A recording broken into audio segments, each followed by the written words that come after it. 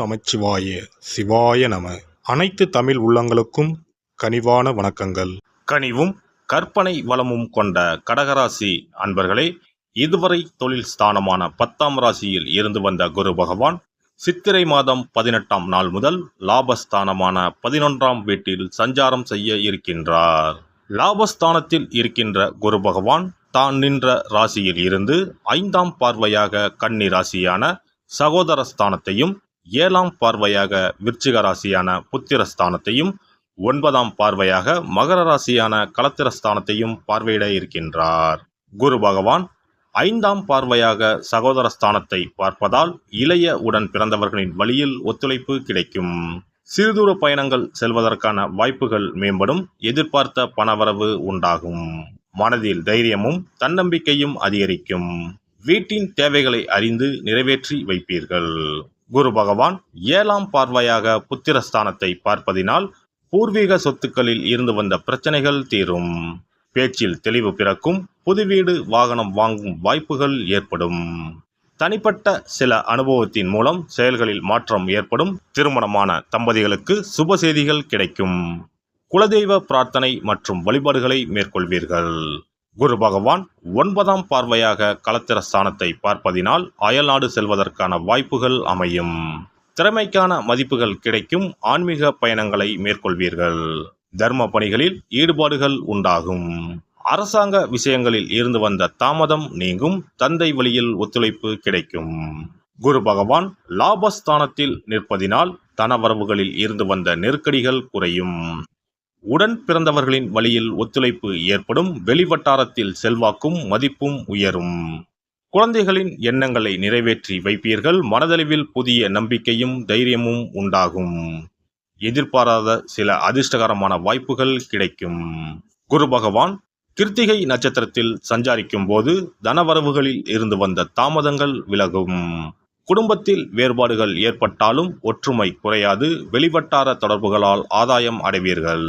வியாபாரத்தில் சில நுட்பங்களை புரிந்து கொண்டு வரவுகளை மேம்படுத்துவீர்கள். அரசு காரியங்களில் அனுகூலம் ஏற்படும். நிலுவையில் இருந்து வந்த செயல்களை செய்வதற்கான சூழல் உண்டாகும். குரு பகவான் ரோகிணி நட்சத்திரத்தில் சஞ்சாரிக்கும் போது பணி நிமித்தமான வெளியூர் தொடர்புகளால் மதிப்பும் ஆதாயமும் அதிகரிக்கும். குரு பகவான் ரோகிணி நட்சத்திரத்தில் சஞ்சாரிக்கும் காலகட்டத்தில் பணி நிமித்தமான வெளியூர் தொடர்புகளால் மதிப்பும் ஆதாயமும் ஏற்படும். எதிர்பார்த்திருந்த கடன் சார்ந்த உதவிகள் கிடைக்கும். விடாப்பிடியாக செயல்பட்டு நினைத்ததை செய்து முடிப்பீர்கள். தேவைகளை நிறைவேற்றிக் கொள்வதற்கான வாய்ப்புகள் அமையும். உறவினர்களிடத்தில் புரிதலும் அனுசரிப்பும் வேண்டும். உடல் தோற்றத்தில் சிறு சிறு மாற்றங்கள் ஏற்படும். மனதளவில் இருந்து வந்த கவலைகள் நீங்கி புத்துணர்ச்சி ஏற்படும். குரு பகவான் மிருகசிரிச நட்சத்திரத்தில் சஞ்சாரிக்கும் போது குழந்தைகளின் வழியில் மகிழ்ச்சியான சூழல் உண்டாகும். கடன் சார்ந்த பிரச்சனைகளை குறைப்பதற்கான சூழல் அமையும். வழக்கு தொடர்பான விஷயங்களில் திடீர் திருப்பங்கள் ஏற்படும். உயர்நிலை கல்வியில் நல்ல மதிப்பெண்களை பெறுவீர்கள். அசையா சொத்துக்களை வாங்குவதற்கான எண்ணங்கள் மேம்படும். பொழுதுபோக்கு விஷயங்களில் தனிப்பட்ட ஈர்ப்பு ஏற்படும். குரு பகவானின் வக்கரகால சஞ்சாரத்தின் போது சிந்தனையின் போக்கில் மட்டும் சற்று கவனத்துடன் இருக்கவும். ஆடம்பரமான விஷயங்களை தவிர்ப்பது நெருக்கடியை குறைக்கும். சுபகாரிய செயல்களில் பொறுமையை கையாளவும். வியாபாரத்தில் போட்டிகள் மேம்படும். மற்றவர்களின் பேச்சுக்களில் உள்ள உண்மை நிலைகளை அறிந்து புதிய செயல்களில் ஈடுபடுவதை மேற்கொள்ளவும். இந்த குருப்பெயர்ச்சியால் பெண்களுக்கு உண்டாகும் பொதுவான பலன்கள். குழந்தைகள் பற்றிய கவலைகள் உண்டாகும். பொன் பொருள் சேர்க்கைக்கான முயற்சிகள் கைகூடி வரும். சிறு மற்றும் குறு தொழிலில் இருப்பவர்களுக்கு முன்னேற்றம் உண்டாகும். பூர்வீக சொத்துக்கள் கிடைப்பதில் இருந்து வந்த தடைகள் விலகும். தடைப்பட்ட காரியங்களை செய்து முடிப்பீர்கள்.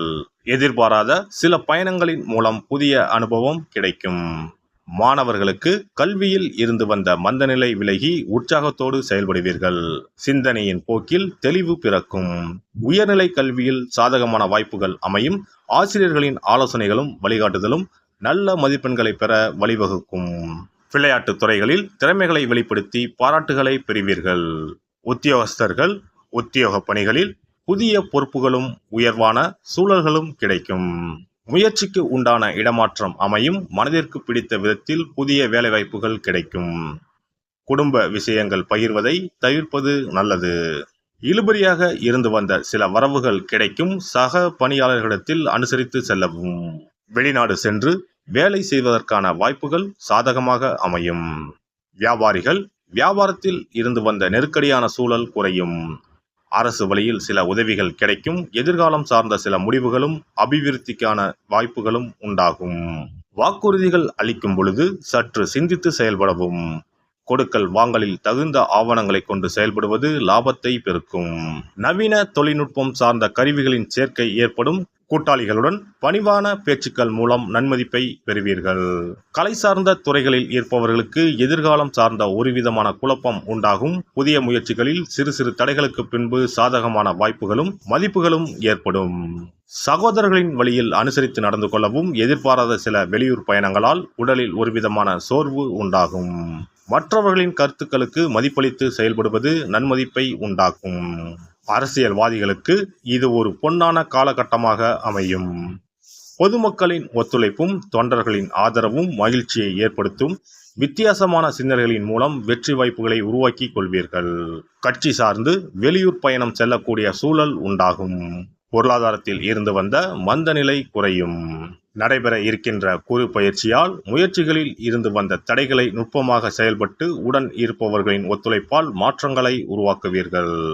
செவ்வாய்க்கிழமை தோறும் நல்லெண்ணெய் தீபம் ஏற்றி மாரியம்மனை வழிபாடு செய்து வர நினைத்த காரியங்கள் கைகூடி வரும். குரு பெயர்ச்சிக்கான சிறப்பு பரிகாரம். வியாழக்கிழமை விரதம் இருக்கும் முறை. வியாழக்கிழமை அன்று அதிகாலையில் எழுந்து குளித்து மஞ்சள் நிற ஆடை அணிந்து விரதம் இருக்க வேண்டும். அருகிலுள்ள கோவிலின் நவகிரக சன்னதிக்கு சென்று குரு பகவானுக்கு சந்தனம், மஞ்சள் போன்றவற்றை கொண்டு அபிஷேகம் செய்ய வேண்டும். பிறகு குங்குமப்பூ கலந்த பசும்பாலை கொண்டு குரு பகவானுக்கு அபிஷேகம் செய்து வழிபட வேண்டும். மஞ்சள் நிற பூக்கள் சாற்றி மஞ்சள் நிற இனிப்புகளை நைவேத்தியம் செய்து வழிபட வேண்டும். குரு பகவானுக்குரிய தானியமான கொண்டை கடலையை நைவேத்தியமாகவோ அல்லது கொண்டை கடலையில் மாலை கட்டியோ அணிவிக்கலாம். மாலை நேரத்தில் மஞ்சள் நிற இனிப்புகள், ஆடைகள் போன்றவற்றை வறுமை நிலையில் இருப்பவர்களுக்கு தானம் அளிப்பது நல்லது. இரவில் உப்பு சேர்க்காத உணவை சமைத்து சாப்பிட்டு வியாழக்கிழமை விரதத்தை நிறைவு செய்யலாம். குரு பகவானை வழிபடும் முறை. குரு பகவானுக்கு தேங்காய் எண்ணெய், நல்லெண்ணெய், நெய் ஆகிய மூன்றையும் கலந்து விளக்கேற்ற வேண்டும். குரு பகவானுக்கு ஏற்றப்படும் விளக்குகளின் எண்ணிக்கை 11 அல்லது 21 இருப்பது சிறந்தது. குரு பகவானுக்கு பிடித்த மலர்கள் முல்லை, மல்லிகை.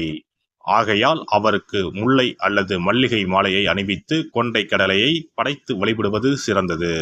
குரு பகவானுக்குரிய வளர்பிறை வியாழக்கிழமை விரதத்தை முறையாக மேற்கொள்பவர்களுக்கு வாழ்வில் பல யோகங்கள் ஏற்படும். சரியான காலத்தில் திருமணம் நடக்கும். ஜாதகத்தில் குரு கிரக தோஷம் இருப்பவர்கள் இந்த விரதத்தை கடைபிடிப்பதால் தோஷங்கள் நீங்கும். தொழில் வியாபாரங்களில் சரியான வருமானங்கள் இல்லாதவர்கள், குடும்ப பொருளாதார நிலை சிறப்பாக இல்லாதவர்கள் இந்த விரதத்தை மேற்கொள்வதால் குரு பகவானின் அருள் கிடைக்கப்பெற்று தொழில் வியாபாரங்களில் செல்வ வளம் பெருகும். மேலும் எதிர்பாராத சிறந்த வாழ்க்கை உண்டாகும். எல்லாம் வல்ல இறையருளால் நீங்களும் உங்கள் அன்பு குடும்பமும் உடல் நலம், நீலாயுள், நிறை செல்வம், உயர் புகழ், மெய்ஞானம் ஓங்கி வாழ்க வளமுடன். இந்த வீடியோ பதிவு உங்களுக்கு பிடித்திருந்தால் லைக் பண்ணுங்க, கமெண்ட் பண்ணுங்க, ஷேர் பண்ணுங்க, மறக்காம சப்ஸ்கிரைப் பண்ணுங்க. பக்கத்துல இருக்கிற பெல் பட்டனை கிளிக் பண்ணுங்க. நன்றி, வணக்கம். ஓம் நமச்சிவாய. சிவாய நம.